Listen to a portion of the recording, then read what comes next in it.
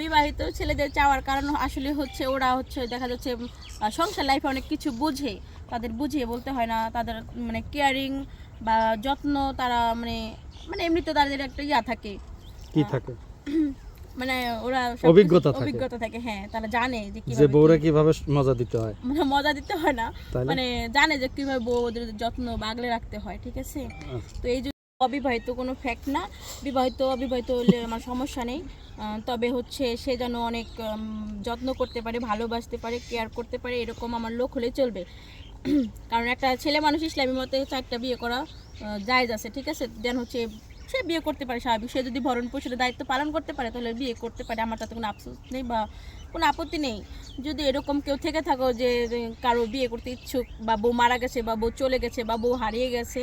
বা হচ্ছে বা ইয়ং যারা আনম্যারিড, এরকম যদি কেউ থেকে থাকে যে ভিডিওটা দেখে যদি তাদের পছন্দ হয়ে থাকে, যদি আমাকে ভালো লেগে থাকে, তাহলে অবশ্যই অবশ্যই অবশ্যই ভিডিও শেষে শেয়ার অপশনে আমার কন্ট্যাক্ট নাম্বার দেওয়া থাকবে, সেই কন্ট্যাক্ট নাম্বারে যোগাযোগ করলে আমাকে পাবে।